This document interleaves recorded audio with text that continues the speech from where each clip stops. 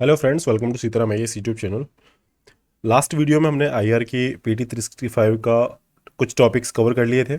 ठीक है, मैगजीन लगभग आधी हमने वहाँ कवर कर ली थी। आपको एक चीज़ ये बतानी थी कि जो मैंने ये वीडियोस बनाई हैं, पहली वीडियो मैंने पब्लिश कर दी है, सेकंड वीडियो मैं भी रिकॉर्ड करूँ आपके सामने। इसको पब्लिश होने के बाद आपको देखने को ये मिलेगी।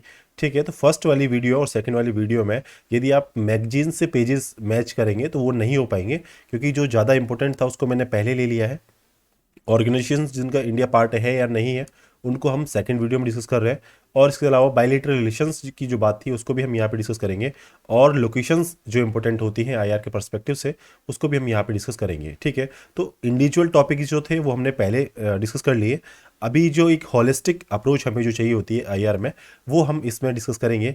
इसराइल के रिलेशंस क्या थे, यूएस के साथ हमारे रिलेशंस क्या थे, वो हम पहले डिस्कस कर लिए। ऐसे स्मॉल टॉपिक्स जो थे हमने पहले कर लिए। कुछ और आएंगे, इंडिया के नेबरिंग कंट्रीज आएंगे, वो रिलेशंस पहले डिस्कस नहीं किए, आगे करेंगे। जो इंपॉर्टेंट चीज़ें हैं, जो आपको सिर्फ गो थ्रू करने वाली जो चीज़ें होती हैं, उसको हम यहाँ पे डिस्कस कर रहे हैं। ठीक है, तो यहाँ पे चलेंगे। और ये देखिए, रिसेंटली अब यहाँ से टॉपिक हम स्टार्ट करते हैं और कोशिश रहेगी कि इसमें हम पूरा इसको कवर कर लें टॉपिक्स को। ठीक है, आपको यहाँ पे बार दिख रहा होगा, यहाँ पे अभी काफ़ी मैसेजेस रिमेनिंग है नीचे। तो आप इस ग्रुप में जुड़ना चाहें तो मुझे बता दें। ठीक है, मैं आपको इसमें ऐड कर लूँगा ताकि आपको चीज़ें अपडेट यहाँ पे होती रहे। लेकिन जो सीरियस एस्पायरेंट है वही मैसेज करें टेलीग्राम पे जाके। ठीक है, फालतू में आप सिर्फ बस एक इन्फॉर्मेशन का एक बोझा बनाने के लिए आप इसको ग्रुप को ज्वाइन ना करें। ज़रूरत आपको लगती है कि नहीं हमें ये चीज़ें मालूम होनी चाहिए तो आप इसको ज्वाइन करें। ठीक है, अब टॉपिक पे चलते हैं, ज़्यादा टाइम नहीं यहाँ पे खर्च करेंगे। मिनिस्ट्रियल मीटिंग इंडिया और सऊदी अरब की एसपीसी कुछ चीज़ है, वो हेल्ड हुई अभी, जो 2019 में स्टार्ट हुई थी। और ये किसी चीज़ का पार्ट है इंडिया के साथ में, तो वो देखिए क्या है, आपका स्ट्रेटजिक पार्टनरशिप काउंसिल है। ठीक है, तो इंडिया सऊदी अरेबिया के बारे में वैसे तो क्वेश्चंस कम बनते हैं, लेकिन बन जाए तो आपको बस पता होना चाहिए कि ये एक पार्ट है G20 प्लस AIIB का पार्ट है सऊदी अरेबिया इंडिया के साथ में, मतलब G20 में सऊदी अरब शामिल है। ये पॉइंट आपको याद रखना है। ठीक है, अरेबियन कंट्रीज़ में सऊदी अरब उसका पार्ट है G20 में। AIIB जो है एशियन इंफ्रास्ट्रक्चर इन्वेस्टमेंट बैंक जो है आपका, उसका भी ये पार्ट है सऊदी अरब। दो चीज़ तो ये हो गई। इसके अलावा स्ट्रेटजिक पार्टनरशिप काउंसिल, उसमें इंडिया सऊदी अरब जो है इनके बीच में ये हुई। अब आगे देखिए, अगला है यूएई के साथ में क्या है, CEPA चलता है, सेपा चलता है। सेपा क्या होता है, कॉम्प्रिहेंसिव इकोनॉमिक पार्टनरशिप एग्रीमेंट। ठीक है, ये चलने लगा है यूएई के साथ में, ये आपको पता होना चाहिए। इंडिया का थर्ड लार्जेस्ट ट्रेडिंग पार्टनर है यूएस और चाइना के बाद में यूएई, ये आपको ध्यान रखना है। नए नईफ वन जो आपका फर्स्ट नैनो सैटेलाइट है, इसरो ने लॉन्च किया, यूएई का सैटेलाइट था। इसके साथ में यूपीआई भी अभी स्टार्ट हुआ यूएई में चालू होना।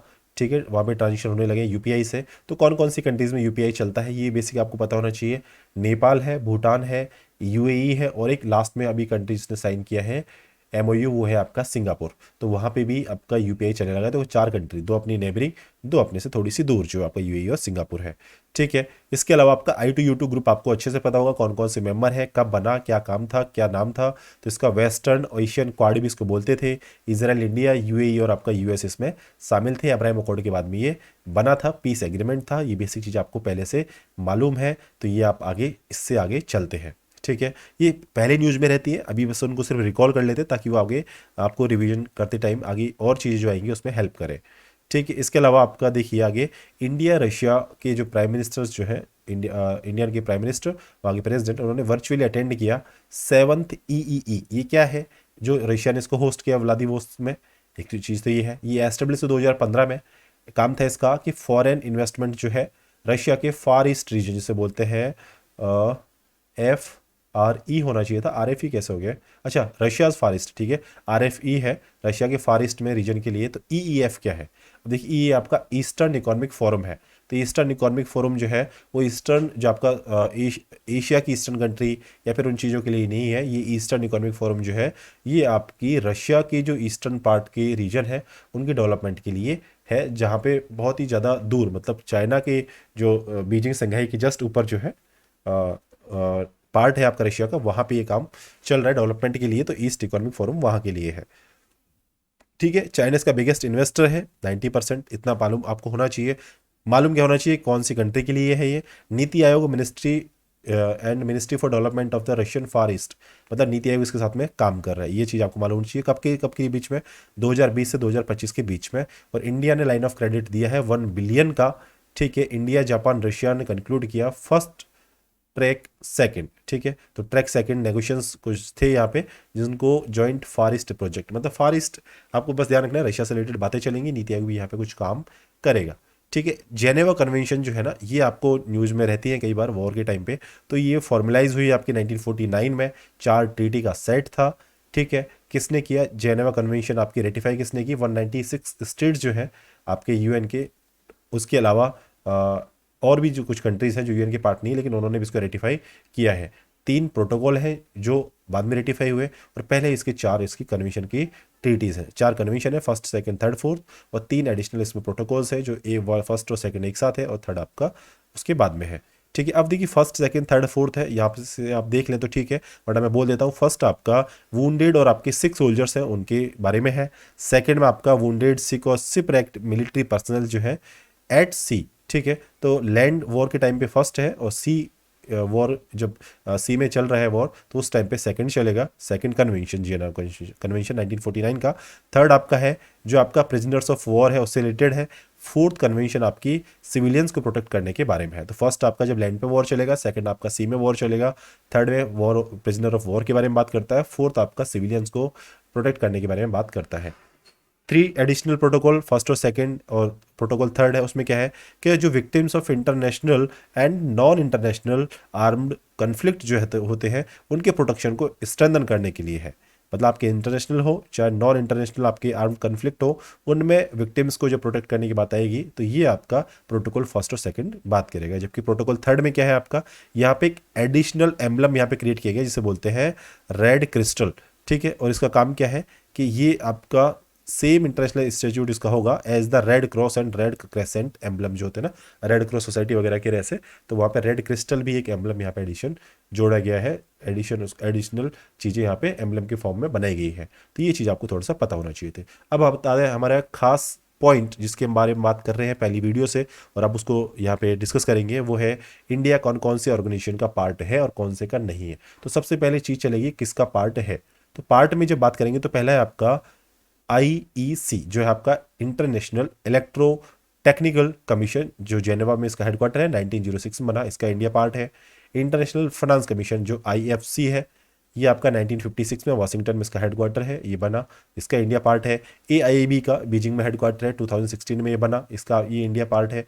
और किसका पार्ट है आपका एक जेनोसाइड कन्वेंशन जो है यूएनजीए की, ठीक है, 1948 में साइन हुई, इसका पार्ट है। ठीक है, ये हो गया आपका थर्ड। फोर्थ फिफ्थ में है आपका ICJ international court of justice. ठीक है, आईसीसी एक आपका इंटरनेशनल कोर्ट ऑफ क्रिमिनल्स जो है उसका इंडिया पार्ट नहीं है, आईसीजे का इंडिया पार्ट है जो हैग में इसका हेडक्वार्टर है, 1948 में ये बना था। 6 नंबर पे जिसका इंडिया मेंबर रहेगा वो है आपका Asia Pacific institute of broadcasting development, जिसको कुआलालंपुर में हेडक्वार्टर है, 1977 में बना। इसको आप नोट कर लें, आपने जो पेज लिया फर्स्ट वीडियो मैंने आपको बताया था वहाँ से, उसमें इसको ऐड करते जाएं, जोड़ते जाएं चीज़ों को, और जहाँ पे इंडियन के मेंबर है। 7th है G33 का, यहाँ पे इसे और क्या बोलते हैं, फ्रेंड्स ऑफ स्पेशल प्रोडक्ट, जिसको FOSP बोलते हैं, जो एग्रीकल्चर के फील्ड में कोलिशन की बात करता है डेवलपिंग कंट्रीज़ की, और ये कुछ फ्लेक्सिबिलिटी प्रोवाइड करता है डेवलपिंग कंट्रीज़ में ताकि लिमिटेड मार्केट ओपनिंग वहाँ पे एग्रीकल्चर के लिए की जा सके। ठीक है, इंडिया इसके अंदर जो है इंडिया और पाकिस्तान है वो WTO के साथ में क्लोजली वर्क कर रहे हैं। ठीक है, तो ये ध्यान रखना है, G33 में इंडिया और पाकिस्तान दोनों ही मेंबर है। इसके अलावा एक चीज़ है जिसको बोलते हैं बॉस, और ये क्या है बॉस, हाँ एक आगे आएगा उसको बात करेंगे, ये है CCSCH। ठीक है, अब ये क्या है CCSCH, तो ये आपका 8th पॉइंट हो गया शायद, ये ध्यान रखना है, यहाँ से 7th था तो ये 8th है। CCSCH ये फॉर्म हुआ 2013 में, डेवलप करना था वर्ल्ड वाइड स्टैंडर्ड स्पाइसेस और कुलिनरी आपकी हर्ब्स जो होती है उसके लिए। तो CCSCH इसका इंडिया पार्ट है। ठीक है, ये आपका कोडेक्स एलिमेंटेरियस कमीशन जो है CAC रोम है उसके अंदर सेटअप किया गया है, और ये आपको न्यूज़ में रहता ही है तो आपको पता होगा कोडेक्स एलिमेंटेरियस कमीशन CAC जो है उसका इंडिया पार्ट है। तो इंडिया ने होस्ट किया, चेयर किया कोडेक्स कमेटी को, जो आपका स्पाइसेस बोर्ड इंडिया है उसने उसको एज ए सेक्रेटरीट सर्व किया 1963 में, जो बना था FA और WHO की मदद से। ठीक है, इसके अलावा biological and toxic weapon convention BWC, इसको याद रखें BWC। ये देखिए थोड़ा सा वॉर से रिलेटेड जो चीज़ें हैं ना ये इस बार काफ़ी न्यूज में रही हैं, तो ये क्वेश्चन बन जाएगा, तो उसमें कोई ताज्जुब वाली बात नहीं होगी, इसलिए आप ध्यान रखें। बायोलॉजिकल और केमिकल वेपन जो है इनकी जो कन्वेंशन है उसमें इंडिया पार्ट है, ठीक है। न्यूक्लियर जो है उसमें इंडिया पार्ट नहीं रहेगा। ये आप बेसिक आइडिया थीम रखेंगे अपने दिमाग में, तो आपको क्वेश्चंस वहाँ से एलिमिनेट हो जाएगा, ऑप्शंस वहाँ से, और क्वेश्चन आपका राइट हो जाएगा। जैसे बायोलॉजिकल टॉक्सिक वेपन कन्वेंशन 72 की है, और केमिकल वेपन कन्वेंशन 1992 की है। 20 साल बाद में ये केमिकल वाला हुआ, बायोलॉजिकल के बाद में इसमें इंडिया पार्ट है। न्यूक्लियर वाले में हम बात करेंगे जिसमें पार्ट नहीं रहेगा। हैग कोड ऑफ कंडक्ट है HCOC, जिसको हम कहते हैं इंटरनेशनल कोड ऑफ कंडक्ट, जिसको ICOC बोलते हैं, ठीक है। इंडिया इसका मेंबर है। एक है MECR, इसको बोलते हैं मल्टीलेटरल एक्सपोर्ट कंट्रोल रिजीम, ठीक है। MECR इसको बोलते हैं। और इसकी 3 में से 4 चीज़ें जो है उसमें इंडिया पार्ट है, फोर्थ का नहीं है। वो क्या है? न्यूक्लियर सप्लायर ग्रुप, इसका इंडिया पार्ट नहीं है, बाकी 3 का है। और 3 कौन कौन सी है MECR में? वो है, पहला है ऑस्ट्रेलिया ग्रुप जिसका इंडिया पार्ट है, एक है MTCR जिसका इंडिया पार्ट है, और इसके अलावा इसको मैं नंबर डालता जाऊँ, 9, 10, 11 में हेग कोड ऑफ कंडक्ट है, और 12th में आपका multilateral export control regime MECR है। 12, इसको 13, 14 डाल देते हैं, ठीक है। तो आपका NSG जो है उसका पार्ट इंडिया नहीं रहेगा, बाकी का हो जाएगा 14। इसके अलावा आगे चले, Wassenaar agreement, sorry Wassenaar arrangement, ये 15th पॉइंट हो जाएगा, ठीक है। तो यहाँ से आप लिखे हैं, सॉरी, वासेनार अरेंजमेंट जो है इसका इंडिया पार्ट रहेगा। और इसके साथ में आगे चीज़ है इंटरपोल। इंटरपोल लियोन में हेडक्वार्टर 1923 में बना, इंडिया इसका मेंबर है। FATF का मेंबर है इंडिया, UNSC का मेंबर है, और council of managers of national Arctic, sorry national Antarctic, पहले ही मैंने ये मिस्टेक किया था बोलने में, इसको ध्यान रखें, अंटार्कटिक प्रोग्राम इसको बोलते हैं कॉमनैप, ठीक है। Council of managers of national Antarctic program, इसका इंडिया मेंबर है। एक आपका स्कार है, स्कार है मतलब scientific committee on Antarctica research, इसमें इंडिया मेंबर है। CCAMLR, commission for conservation of Antarctic marine living resources, मतलब अंटार्कटिका से रिलेटेड ज़्यादातर जो कमीशन है, साइंटिफिक कमेटी है या काउंसिल है मैनेजर्स की, इसमें इंडिया मेंबर रहेगा। और इन्वायरमेंट प्रोटेक्शन ऑफ जो दूसरी चीज़ को बोलते हैं मैड्रिड प्रोटोकॉल, ठीक है। ये 1991 में जब ये आया, तो इसमें इंडिया में 1998 में इसको अडॉप्ट किया गया। तो इन्वायरमेंटल प्रोटेक्शन या फिर मैड्रिड प्रोटोकॉल जो है इंडिया इसका मेंबर रहेगा। इसके अलावा और चीज़ें जो है वो यहाँ पे देखें, अंटार्कटिक ट्रीटी 1961 मेंबर रहेगा इसका इंडिया। 1980 में आपकी convention conservation of Antarctic marine living resources है, इसका मेंबर है। तो अंटार्कटिका वाला सब आपको याद रखना है, ठीक है। इसके अलावा GPAI, पहले भी बात किया है, इंडिया फ्रांस ने इसको, फ्रांस से चेयर अभी ली है, इंडिया चेयर करेगा 2023 में GPAI को। तो ग्लोबल पार्टनरशिप है AI के लिए, हेडक्वार्टर इसका OECD पे है, OECD की जगह पे है। इसको उसने सेक्रेटरीट जो है OECD का, उसने इसको हेडक्वार्टर के फॉर्म में प्लेस अवेलेबल करवाया है।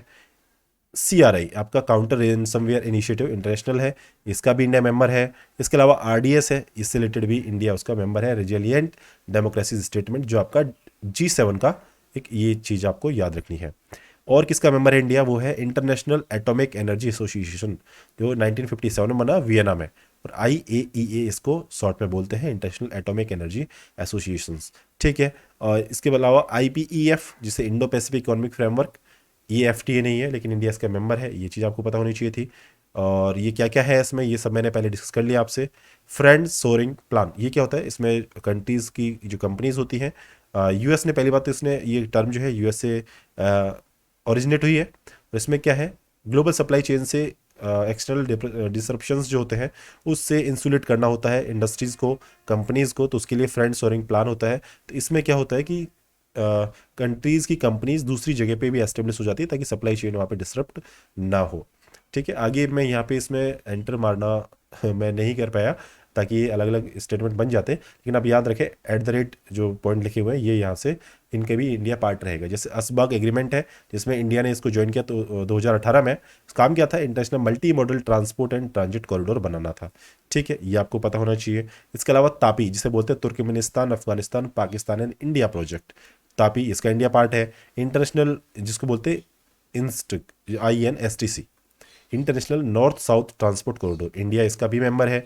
MIST जिसे बोलते हैं Myanmar Malaysia Indonesia Singapore transit, country याद रखें, सिंगापुर इसका पार्ट है, इंडिया इसका पार्ट है, ठीक है। और मलेशिया म्यांमार ये दोनों इसके पार्ट है, और ST मतलब ट्रांजिट, तो मिस्ट का भी इंडिया मेंबर रहेगा। और यहाँ पे कॉरिडोर बनाया जाना है चेन्नई में, CRZ रेगुलेशंस क्लियरेंस यहाँ पे इसके लिए दी गई है। इसके अलावा मिस्ट क्या है आपका? मिस्ट आपका एक international submarine cable communication network है जो अंडर सी कनेक्ट करेगा इंडिया को म्यांमार, थाईलैंड, मलेशिया, सिंगापुर के साथ में, जिसकी लेंथ 8100 किलोमीटर है। इसके अलावा spectrographic investigation of nebular gas SING project. SING project कौन वर्क कर रहा है इस पे? इंडिया और चाइना कर रहा है। तो इंडिया चाइना के बीच में टसल चलती है, तो यहाँ पे साइंटिस्ट हैं, उनको भी थोड़ी प्रॉब्लम होती है कि ये प्रोजेक्ट कहीं रुक ना जाए। तो सिंग प्रोजेक्ट याद रखें, इंडिया और चाइना इसके मेंबर है, साइंटिफिक कम्युनिटी है जो वर्क कर रही है साथ में। किसके बारे में? Spectrographic investigation of nebular gas के ऊपर। ठीक है, एक चीज याद रखें, China plus one. China plus one एक क्या चीज है? इसमें इंडिया मेंबर है। चाइना प्लस वन का मतलब है एक स्ट्रेटजी है जहाँ पे इंडिया इमर्ज हो सकता है जो सेमीकंडक्टर मैन्युफैक्चरिंग हब, जो इस स्ट्रेटजी जो है डाइवर्सिफिकेशन के लिए सेमीकंडक्टर इंडस्ट्री के लिए, उसमें इंडिया मेंबर है। तो ये आपको बस बेसिक मालूम होना चाहिए था। अब आगे बात करते हैं कि किसमें इंडिया पार्ट नहीं है। ठीक है, तो अब वो देख लेना है जहाँ पे आपको डाउट होगा कि हो सकता है लेकिन वहाँ पे इंडिया उसका पार्ट नहीं रहेगा। तो वो देखिए आप कौन सा है।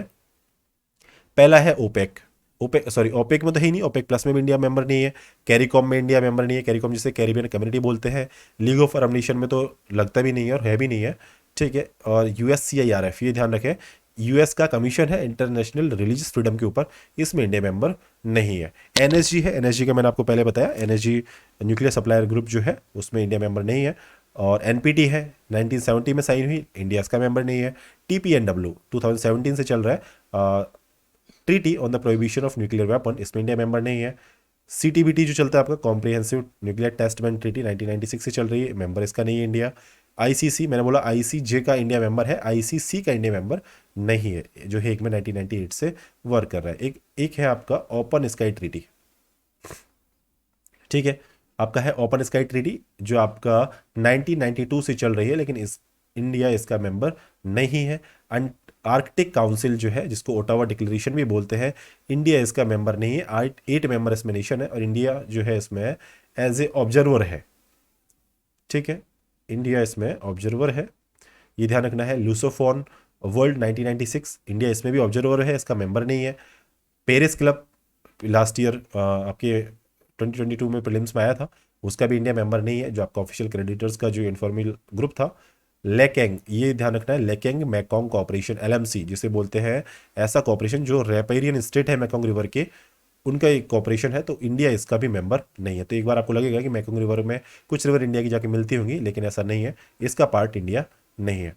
इसके अलावा ब्लू पैसिफिक है, काफ़ी डाउटफुल होता है और ऐसा लगता है कि शायद ये आंसर हो सकता है कि इसमें इंडिया पार्टनर हो, लेकिन ब्लू पैसिफिक में पार्टनर्स वाला जो ये PBP है, prosperity, resilience and security in the Pacific, तो इसमें इंडिया पार्टनर नहीं रहेगा। पैसिफिक से तो आपको आइडिया लग जाएगी, पैसिफिक में इंडिया का रोल कम हो सकता है, लेकिन ब्लू पैसिफिक की बात जब आएगी तो वहाँ पे अंदाज लगाना मुश्किल हो जाता है कि क्या इंडिया पार्ट है या नहीं है। तो इसको ध्यान रखें, इंडिया इसके मेंबर नहीं है। और ये अभी जो मैं बोल रहा हूँ ये सब वो ग्रुप्स है, ऑर्गेनाइजेशन है जहाँ पे इंडिया मेंबर नहीं है। एक रेसिप्रोकल एक्सेस एग्रीमेंट हुआ है, इंडिया के साथ नहीं हुआ ये जापान और ऑस्ट्रेलिया के बीच में साइन हुआ है।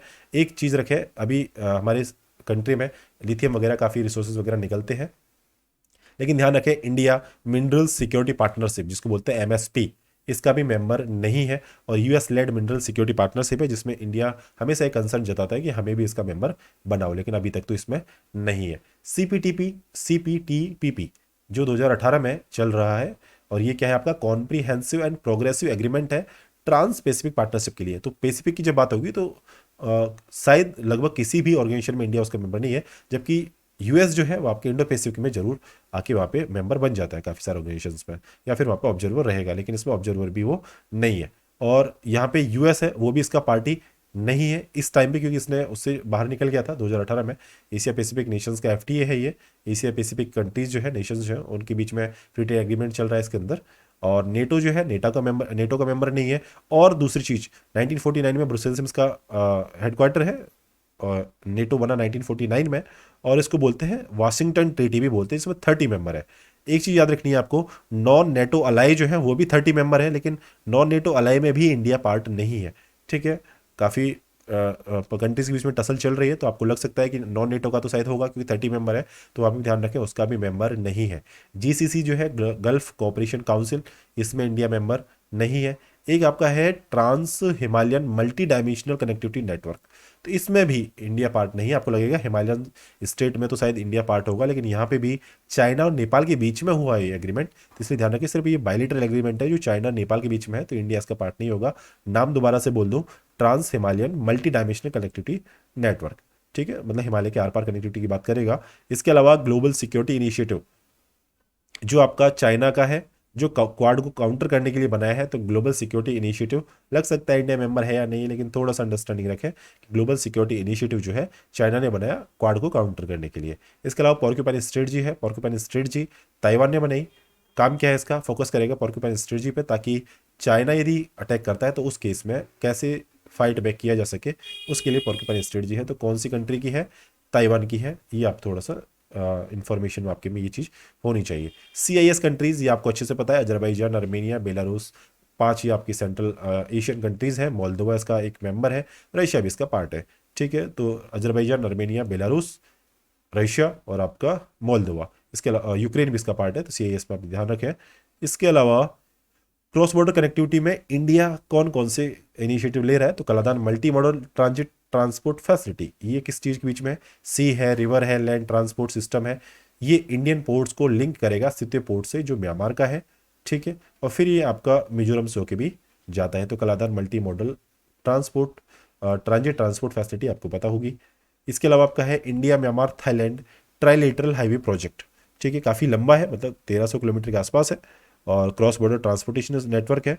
और ये क्या है, मोरहा जो जगह है इंडिया की, उससे माओसोट थाईलैंड की है, उसको कनेक्ट करेगा थ्रू म्यांमार। म्यांमार की जगह है बागान, तो बागान म्यांमार की है, उसके थ्रू ये जाएगा और इंडिया को कनेक्ट करेगा थाईलैंड से। तो Indo Myanmar, India Myanmar Thailand. ठीक है, अगला है मैकोंग इंडिया इकोनॉमिक कॉरिडोर। तो ये कॉरिडोर जो है इसने क्या किया है, प्रपोज किया है हो ची मिन सिटी जो वियतनाम की है, उसको म्यांमार की जगह है दवाई। ठीक है, देवाई इसे बोल सकते हैं, DWAI। और ये बैंकॉक से होके जाएगा जो थाईलैंड में है। उसके बाद में नोम पेन जो कंबोडिया की है, और फिर ये लिंक करेगा चेन्नई को इंडिया से। ठीक है, तो मैकोंग इंडिया इकोनॉमिक कॉरिडोर ये इंपॉर्टेंट हो जाता है, काफ़ी कंट्रीज से होके जाता है। ठीक है, जिसमें इंडिया का पार्ट है, वियतनाम से आएगा ये, वियतनाम, म्यांमार, थाईलैंड और कंबोडिया, फिर इंडिया में चेन्नई से इसको कनेक्ट करेगा। एक है आपका स्टिलवेल, स्टिलवेल रोड है, जिसे लेडो रोड भी कहते हैं, बर्मा रोड भी कहते हैं। ये वर्ल्ड वॉर सेकेंड के टाइम की जो एक असम की जगह है लेडो। ठीक है, उसको कनेक्ट करेगा चाइना की यूनान में कुनमिंग जो जगह है उससे। ठीक है, तो लेडो जगह है असम की, उसको कनेक्ट करेगा कुनमिंग यूनान चाइना में, और ये आएगा म्यांमार से होके। तो इसको याद रखें, स्टिलवेल रोड जो है लेडो रोड कह सकते हैं, बर्मा रोड इसको बोल सकते हैं। एक दिल्ली हनोई रेलवे लिंक है। देखो ये चीज़ें क्वेश्चन डायरेक्ट हिट करेगा तो आपका राइट हो जाएगा, तो इसलिए थोड़ी सी इसमें मेहनत बनती है कि बस आपको पता रहे कौन सी कंट्री से चीज़ों की जा रही है। क्योंकि अभी जो फोकस है वो आपका जो सार्क नेशंस जो है, आपके आसियान नेशंस हैं, उन पे काफ़ी ज़्यादा है, डेवलप्ड कंट्रीज़ का। तो वहाँ पे ये चीज़ें बनती हैं कि कौन कौन से प्रोजेक्ट चल रहे हैं। दिल्ली हनोई रेलवे लिंक है, ये आपको पता चलेगा, दिल्ली को कनेक्ट करना है हनोई से। ठीक है, तो यहाँ पे म्यांमार से होकर जाएगा, थाईलैंड मलेशिया से होकर जाएगा, सिंगापुर तो को भी इसमें कनेक्ट किया जाएगा। तामू कलेवा कैलिमाओ फ्रेंडशिप रोड है, जो किसके बीच में है, आपका तामू टू कलेमाओ जो म्यांमार में है, उसको कनेक्ट करेगा। India Myanmar Thailand trilateral highway है, उसका ये पार्ट है। इसके बाद में री टिडिम रोड है जो म्यांमार में है। ठीक है, तो री टू टिडिम आपकी म्यांमार की चीन स्टेट है, वहाँ से कनेक्ट करेगा। री टिडिम टिडिमी है, प्रोनाउंसिएशन आप देख लें। BCIM इकोनॉमिक कॉरिडोर, ये तो आपको अच्छे से मालूम होगा, क्रॉस बॉर्डर ट्रांसपोर्टेशन नेटवर्क है जो चाइना की कुनमिंग को कोलकाता से कनेक्ट करेगा थ्रू म्यांमार एंड बांग्लादेश। ठीक है, तो एक BCIM इकोनॉमिक कॉरिडोर, एक आपका मेकोंग इंडिया इकोनॉमिक कॉरिडोर। तो इकोनॉमिक कॉरिडोर है, इंडिया को कनेक्ट करेंगे चाइना से। ठीक है, BCIM और आपका मैकोंग इंडिया। आगे चले बात यूक्रेन रशिया रीजन्स की, तो यहाँ पे कुछ जगह आपको प्रैक्टिस में रखना है कि कर्च स्ट्रेट जो है, आपको कर्च स्ट्रेट आपका क्रीमिया जो है, क्रीमिया को रशिया से कनेक्ट करती है। इसमें वर्ल्ड का लार्जेस्ट कह सकते हैं ओवरसी ब्रिज है। ठीक है, उसको अभी यहाँ पे ब्रेक कर दिया था यूक्रेन ने, कुछ मिसाइल वगैरह वहाँ पे छोड़ के। ठीक है, यूक्रेन की कुछ जगह हैं जो यहाँ पे हैं, और वो आपका है खार्की वगैरह है, डोनेट्स्क है, मारियापोल है। इसके अलावा जेफ्रोजेया है, ये जगह है, नीप्रो पेट्रोस्क है, कीव है। और ये आपको लोकेशंस दिख रही होंगी जो नंबर कोड में यहाँ पे दी हुई है। एक स्नैक आइलैंड है 7, स्नैक आइलैंड पे इसमें इंफॉर्मेशन दी है, तो उसको हम आगे देख लेंगे क्या क्या उसके बारे में है। तो ये अगला टॉपिक हम डिस्कस करेंगे अब, लोकेशंस इन न्यूज़। ठीक है, अब लोकेशंस इन न्यूज़ में देखिए कौन कौन सी चीज़ें हैं। वो है आपका सोलोमन आइलैंड। अब सोलोमन आइलैंड जो है इसकी कैपिटल हो नहीं आ रहा है। क्यों न्यूज़ में रहा? क्योंकि यहाँ पे अभी एक रिसेंट डॉक्यूमेंट रिवील हुआ जिसमें बताया कि चाइना यहाँ पे काफ़ी ज़्यादा लेवल पे सिक्योरिटी कोऑपरेशन कर रहा है। तो सोलोमन आइलैंड आपका कहाँ होगा? ये आपका पैसिफिक ओशन में होगा। ये लोकेशन आपको ध्यान में रखना है। फिजी है। फिजी किस लिए फेमस है? क्योंकि यहाँ पे फिजी को कहा जाता है 30 आइलैंड इन सन।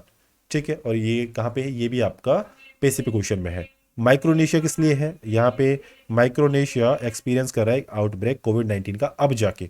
ठीक है, क्योंकि ये पहले बचा हुआ था, तो 2 साल बाद में अब जाके यहाँ पे कोविड-19 का आउटब्रेक देखने को मिला है।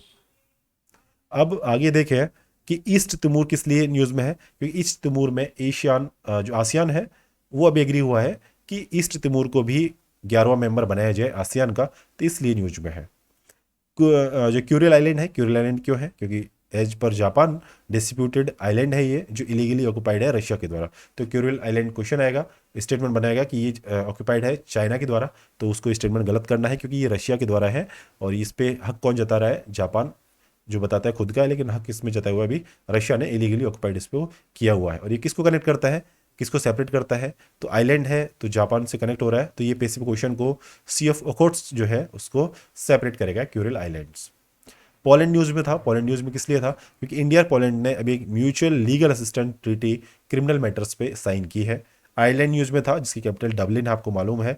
और यहाँ पे इंडियन ओरिजिन के लियो वर्धकर जो है वह भी रिटर्न हुए एज आयरलैंड के नए पीएम, जिसे बोलते हैं तोइश्चे, कुछ ऐसी टर्म है ये बोलते हैं।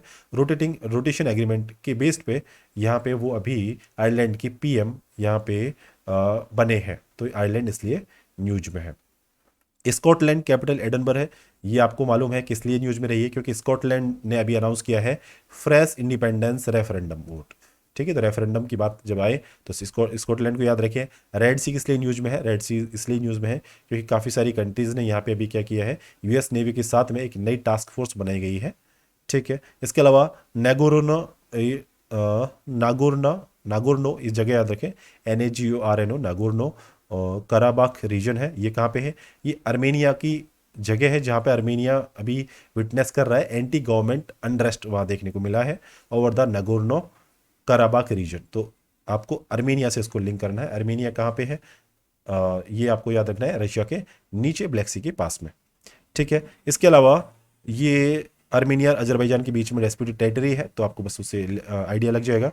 तुर्की, तुर्की किस लिए न्यूज़ में था? क्योंकि अभी तुर्की के प्रेसिडेंट ने इलेक्टोरल लॉज जो है उसमें कुछ चेंजेस किए हैं, तो इसलिए तुर्की को आप लिंक कर लें। खैरसोन जो है, खैरसोन कहाँ पे है? खैरसोन आपका यूक्रेन का पार्ट है, लेकिन वहाँ पे अभी अनाउंस किया है कि नए बच्चे जो अभी पैदा होंगे वो रशिया की सिटीजनशिप के साथ में पैदा होंगे, उनको ग्रांट की जाएगी रशिया की सिटीजनशिप। तो खैरसोन को आप लिंक कर लें किस चीज़ से रिलेटेड है। इसके बाद में जेमिनी आइलैंड है। जेमिनी आइलैंड किस लिए जाना जाता है? क्योंकि इसको स्नेक या सरपेंट आइलैंड बोलते हैं। ये कहाँ पे? आपका ब्लैक सी में है। कुछ यहाँ पे रॉक्स ऐसी मिली हैं जो 700 मीटर से छोटी है, लेकिन इसको एक्स शेप्ड में है, इसलिए इसको स्नेक आइलैंड वगैरह कुछ ऐसा बोला जाता है। और ये आपका पोर्ट सिटी ऑफ ओडेसा जो है उसके साउथ वेस्ट में, लेकिन आपको बस ध्यान रखना है ब्लैक सी में है, यूक्रेन रशिया के पास में है। और इसको अभी यूक्रेन ने यहाँ पे कुछ मिसाइल वगैरह छोड़ के इसको नष्ट करने की कोशिश की थी। ठीक है, इसके अलावा एक ध्यान रखना, स्नेक आइलैंड पे स्नैक्स वगैरह स्नैक नहीं है वहाँ पे। ठीक है, और ये यूक्रेन से बिलोंग करता है इस टाइम पे। ठीक है, तो थोड़ा सा आइडिया होना चाहिए। और कर्च स्ट्रेट जो है, Kerch strait during ongoing Russia Ukraine war, यहाँ पे मैंने आपको बताया यहाँ पे ओवर सी जो ब्रिज है वो सबसे बड़ा है, इसको क्रीमियन ब्रिज भी बोलते हैं या कर्च ब्रिज बोलते हैं, जो यूरोप का, वर्ल्ड का नहीं सॉरी, ये यूरोप का लॉन्गेस्ट ब्रिज है जो कर्च स्ट्रेट के ऊपर बना है। इसके अलावा है एक ट्रांसनिस्ट्रिया रीजन। ट्रांसनिस्ट्रिया रीजन अभी रशिया ने ओपन किया है नया फ्रंट यूक्रेन के लिए, यूक्रेन से लड़ने के लिए। तो ये कहाँ पे? आपका मोल्दोवा जो है वहाँ पे है ट्रांसनिस्ट्रिया रीजन। जॉर्डन न्यूज में था क्योंकि फर्टिलाइजर के यहाँ पे अपने यहाँ चैलेंजेस थे, काफ़ी कमी हो गई थी उस टाइम पे। इंडिया और जॉर्डन ने साइन किया और एक MOU, ताकि ये फर्टिलाइजर की सप्लाई इंडिया को अश्योर की जा सके। अंडमान न्यूज में था क्योंकि यहाँ पे अंडमान एक लिंक है, ACEH एक लिंक, एक है आपका जगह है इंडोनेशिया की, तो अंडमान एक लिंक इसको बनाया गया है। तो इसको आप याद रखें, एक जॉइंट टास्क फोर्स बनाई गई है जो रिव्यू करने के लिए कि जो कनेक्टिविटी है इंडिया के अंडमान निकोबार और एक प्रोविंस इंडोनेशिया के, उसको दूर किया जा सके प्रॉब्लम्स को। स्टेट ऑफ मलक्का न्यूज़ में थी क्योंकि इंडिया इंडोनेशिया कोऑर्डिनेटेड पेट्रोल जिसको बोलते हैं कॉर्पेट, इंडिया इंडो कॉर्पेट, इंडिया इंडोनेशिया की नेवी के बीच में चलती है, ठीक है, तो इसलिए स्टेट ऑफ मलक्का न्यूज़ में है। और स्टेट ऑफ मलक्का आपका वाटरवे है जो आपको अंडमान सी को साउथ चाइना सी से कनेक्ट करता है। कंबोडिया न्यूज़ में क्या होता है, क्योंकि चाइना ने भी एक यहाँ पे कंबोडिया ये रहा, नोम पेन इसकी कैपिटल है, और चाइना ने अभी यहाँ पे सेकेंड फॉरेन आउटपोस्ट बनाया है आफ्टर जिबूती, ठीक है। तो आप ध्यान रखना है कि कंबोडिया किस लिए न्यूज़ में है, क्योंकि यहाँ पे जिबूती के बाद में सेकेंड फॉरेन आपका आउटपोस्ट चाइना का यहाँ पे बनाया गया है। इसके बाद में कच्चाथीवू आइलैंड आपका तमिलनाडु में है, अच्छे से आपको मालूम होगा, पाक स्ट्रेट में है, तमिलनाडु के पास में है, अनइनहेबिटेड आइलैंड है, और ये बे ऑफ बंगाल को अरेबियन सी से कनेक्ट करता है। इसके अलावा और क्या जानना है यहाँ पे, ये वॉल्केनिक इरप्शन से बना, ठीक है, और इंडिया श्रीलंका ब्रिटिश रूल के टाइम पे इसको जॉइंटली एडमिनिस्टर करते थे। मालदीव न्यूज़ में रहा, मालदीव न्यूज़ में क्यों रहा, क्योंकि ये आपका कोलंबो सिक्योरिटी कॉन्क्लेव है, इसका पार्ट है जिसको इंडिया ने चालू किया था, और पीसफुल कोऑपरेशन की बात होती है इंडियन ओशन रीजन में, जिसमें श्रीलंका, मॉरिशस, मालदीव और इंडिया पार्ट है। तो ध्यान रखना है, मॉरिशस इसमें पार्ट है, मॉरिशस, श्रीलंका, मालदीव और इंडिया। इसके अलावा वेस्ट सेती डैम जो है आपका, वेस्ट सेती डैम ये कहाँ पे आपका, नेपाल में। एमओयू साइन किया गया नेपाल और इंडिया के बीच में, ताकि वेस्ट सेती डैम जो है, सेती रिवर जिसको SR6 प्रोजेक्ट बोलते हैं, वेस्ट सेती डैम एंड सेती रिवर, ठीक है, तो इसलिए नेपाल के साथ में इसको लिंक करें सेती डैम को। गोगरा एक हॉट स्प्रिंग एरिया है, इंडिया चाइना के ट्रूप्स यहाँ पे डिसंगेज हुए अभी, और पेट्रोलिंग पॉइंट PP15 था। तो ये गोगरा यदि बात आए तो गोगरा को यूके वगैरह से कनेक्ट मत करना, यूके मतलब उत्तराखंड वगैरह से नहीं करना, इसको आप जो आपका रीजन है लद्दाख वाला वहाँ से इसको कनेक्ट करना। और PP15 आपका हॉट स्प्रिंग जगह है उसके नाम से जाना जाता है। PP17A जो है ये आपका ये गोगरा पोस्ट के पास में है, तो गोगरा जगह आप लिंक कर लें लद्दाख से। इसके अलावा एक है DSDBO, ठीक है, जिसे दौलत बेग ओल्डी रोड बोलते हैं, उसको बोलते हैं डैरबुक शौक दौलत बेग ओल्डी रोड, जिसको DSDBO कहते हैं। 225 किलोमीटर रोड कनेक्ट करता है लेह को काराकोरम पास से, जिसको सेपरेट करता है, ये सेपरेट करता है लद्दाख को चाइना की जिंजियांग प्रोविंस से। तो डैरबुक शौक दौलत बेग ओल्डी रोड ये आपका लद्दाख में है, इतना आप ये इसको लिंक कर लें। पेंगोंग सो ये जिसका मतलब है high grassland lake in Tibet, ठीक है, तो पेंगोंग सो को आप याद रखें, वर्ल्ड की हाईएस्ट साल्ट वाटर लेक है, और काफ़ी हाइट पे है, कितनी है ये आपको छोड़ दें, इंडिया चाइना बॉर्डर पे हिमालयन रेंज में है, बस लद्दाख के आसपास में इसको लिंक कर लें।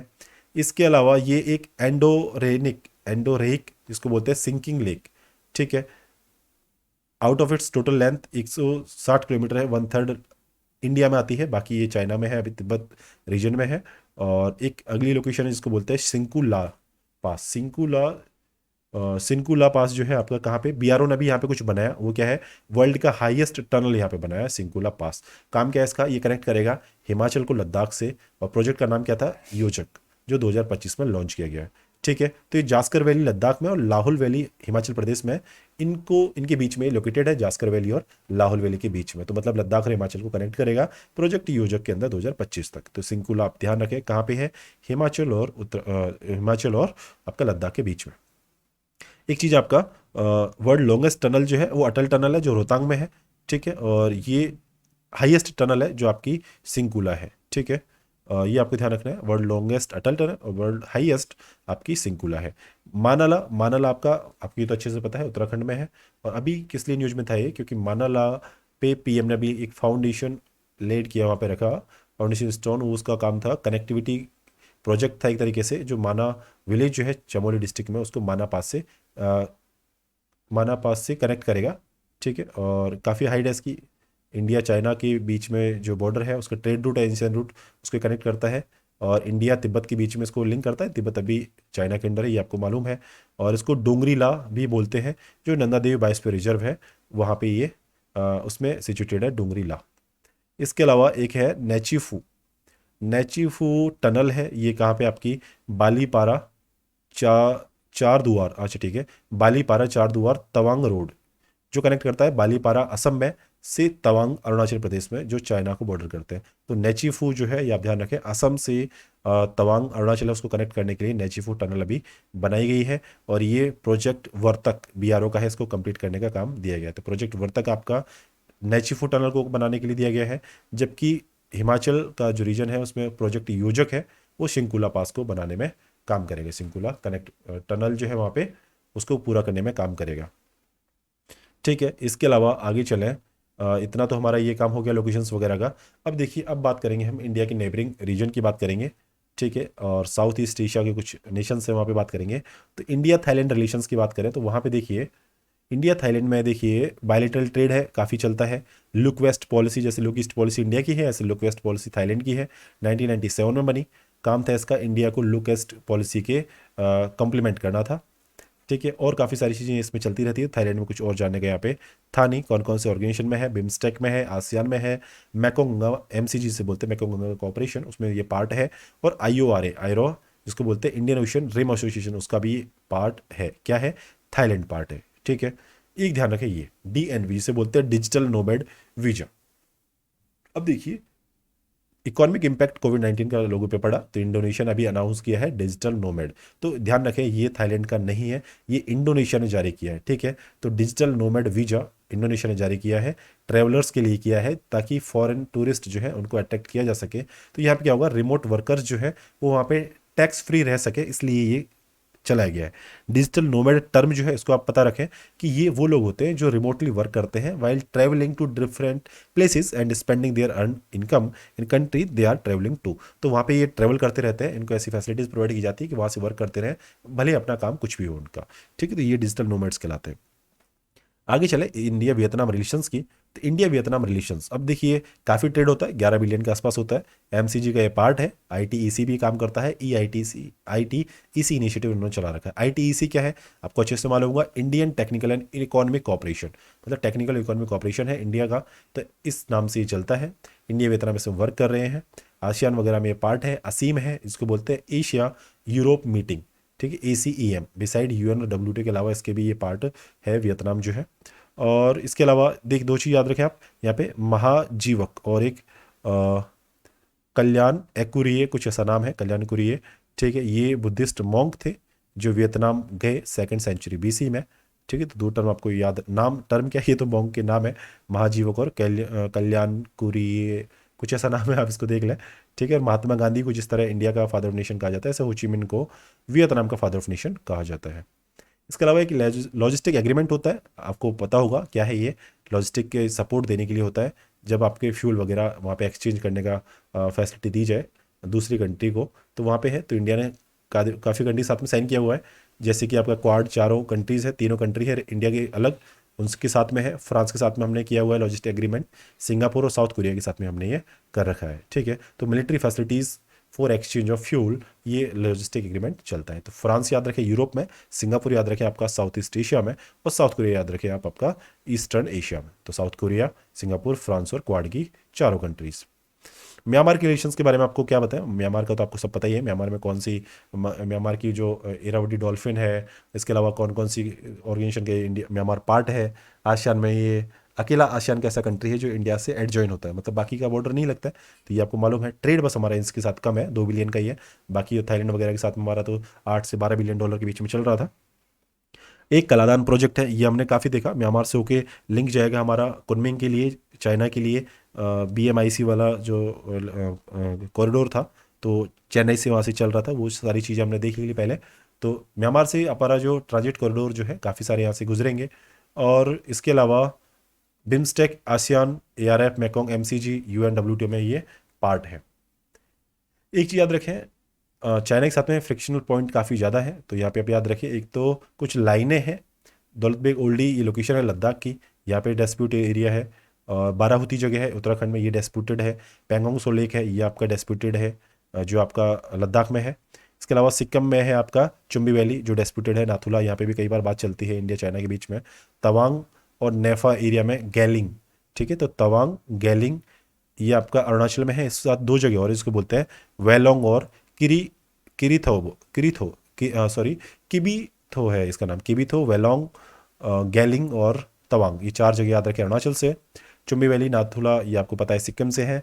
बाराहुत उत्तराखंड से है। पैंगोंगसो और दौलत बेग ओल्डी ये आप लद्दाख से लिंक करके रहें। और कुछ चीज़ें अब हम बात करेंगे 3 रीजन में, जब जैसे इसकी बॉर्डर बांटा हुआ है। किसका, चाइना का, इंडिया का। तो वो देखिए वेस्टर्न सेक्टर लद्दाख में है, जिसे जॉनसन लाइन जो है डिस्प्यूटेड है, ठीक है।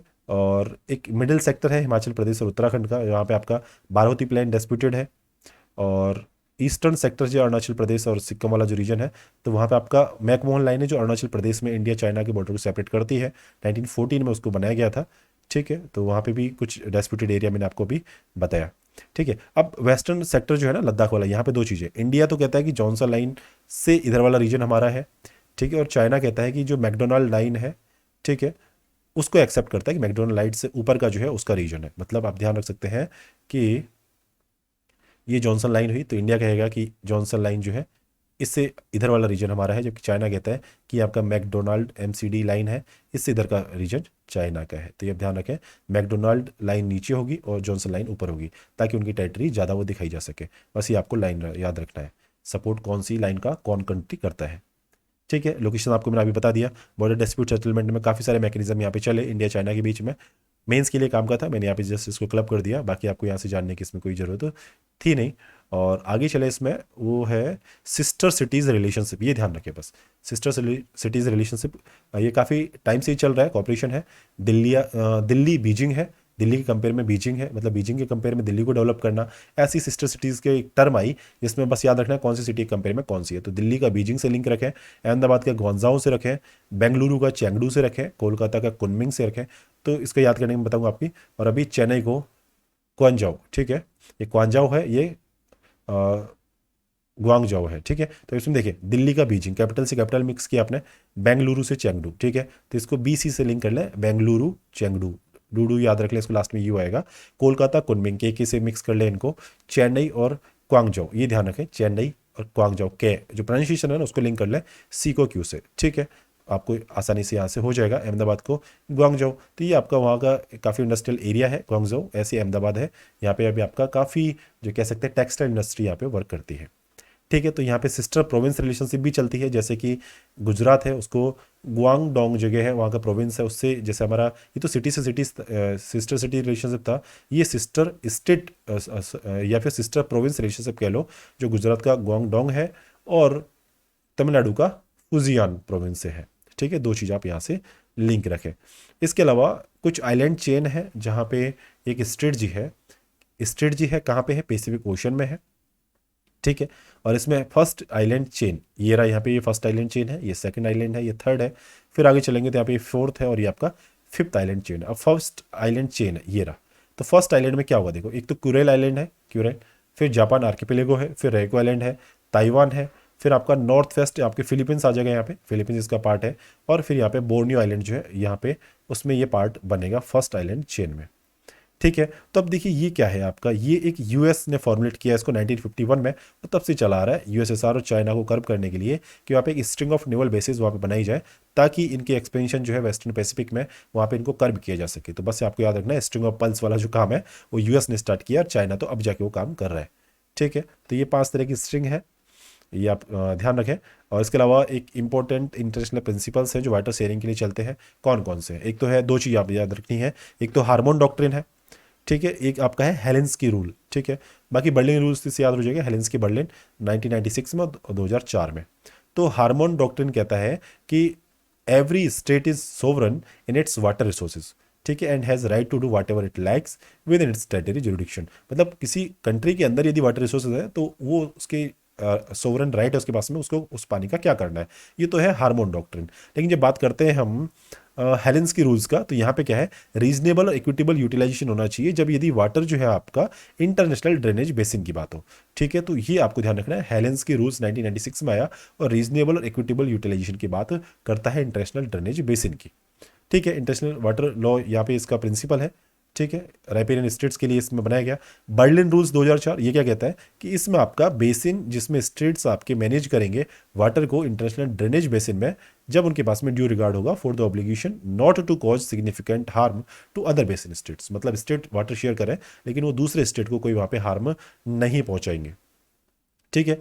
इसके साथ में आगे देखें कि बर्लिन रूल्स आपने देख लिया, हेलेंस्की रूल 1996 देख लिया, हार्मोन डॉक्ट्रिन आपने देख लिया कि सॉवरन राइट होगा खुद के रीजन के अंदर यदि मिलता है तो, ठीक है। और एक कैंपोइन रूल्स है जो आपका कहा इसने कि एक्यूफर जो होते हैं, वाटर ऑफ एनी एक्यूफर जो है उसको शामिल कर लो, उसको आउटलाइन कर लो, उसके लिए पॉलिसीज बना लो, while determining reasonable equitable share. ठीक है, तो एक्यूफर के ऊपर बात करते हैं, तो कंपाउंड रूल है, बस आइडिया रखें। बाकी हेलेंस्की रूल 1996, बर्लिन रूल 2004 और हार्मोन डॉक्ट्रिन, इनके ऊपर आप जरूर थोड़ा सा ढंग से इनको कर लें, क्योंकि इंडस वाटर ट्रीटी जैसा मैटर चलता रहता है, तो ये चीज़ आपको बस पता होना चाहिए कि किस चीज़ के बारे में ये बातें करते हैं। नुकसान नहीं पहुंचाएंगे बर्लिन में।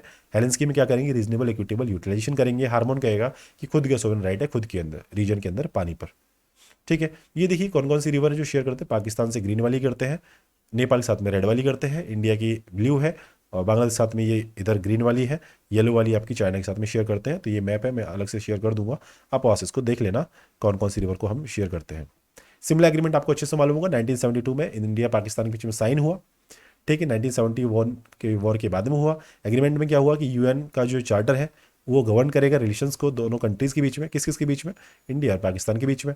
ठीक है, और इसके अलावा सिमला एग्रीमेंट के अलावा एक लाहौर डिक्लेरेशन है जो 1999 का है, जिसमें भी ये कहा गया है कि कश्मीर इशू को जो है वो बायलैटरली रिजॉल्व किया जाएगा। मतलब सिमला एग्रीमेंट में भी यही बात की गई कि बायलैटरली हम रिजॉल्व कर लेंगे, और जो आपका लाहौर डिक्लेरेशन 1999 का है, इसमें भी यही बात की गई। आगे देखिए मेजर कनेक्टिविटी प्रोजेक्ट हैं, ये भी चलते रहते हैं। तो कौन कौन से हैं इंडिया बांग्लादेश के बीच में, वो ध्यान रखें। इंडिया बांग्लादेश के बीच में एक तो है protocol on inland water transit and trade, PIWTT। ये तो सिंपल सा है, आप अंदाज से लगा लेंगे। इनलैंड वाटर जब बात चलेगी तो बांग्लादेश पे हम ज़्यादा लगभग 54 के आसपास शायद रिवर्स शेयर करते हैं। ठीक है, मैंने यहाँ पे लिखा भी होगा इसको, हाँ 54 ट्रांस बाउंड्री रिवर है। India Bangladesh friendship pipeline project है जो सिलीगुड़ी को पार्वतीपुर जो है दिनाजपुर डिस्ट्रिक्ट है बांग्लादेश की, वहाँ से कनेक्ट करता है डीजल सप्लाई के लिए, स्टेबल सप्लाई के लिए। तो India Bangladesh friendship pipeline project है।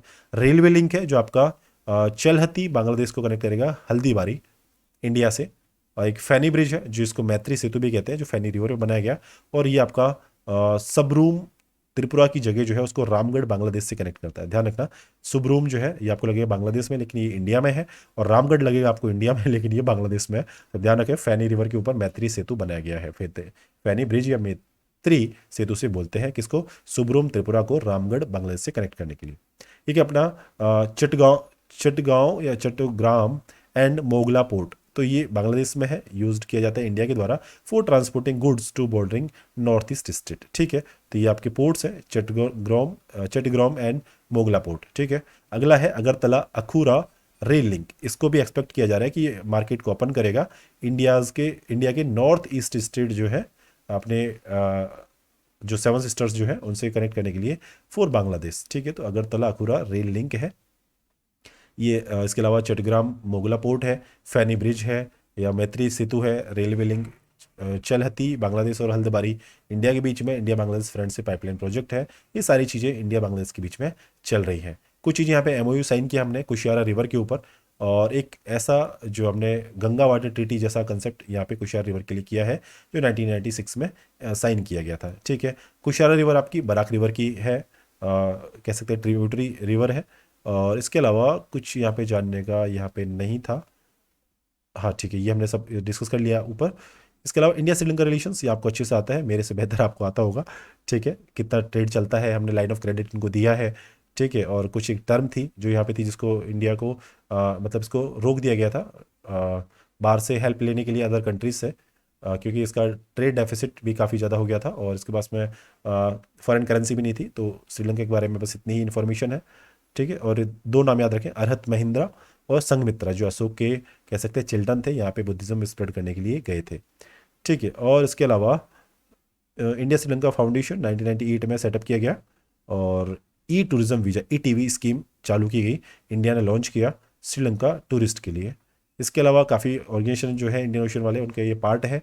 और एक चीज़ याद रखें, हाँ MRCC जो कोलंबो में है, रेस्क्यू कोऑर्डिनेशन सेंटर है, इसको बोलते हैं maritime rescue coordination centre, MRCC Colombo में है। MRCC जो है ये कोऑर्डिनेट किया जाता है दोनों कंट्रीज़ की नेवी के द्वारा। ठीक है, ये आप ध्यान रखें।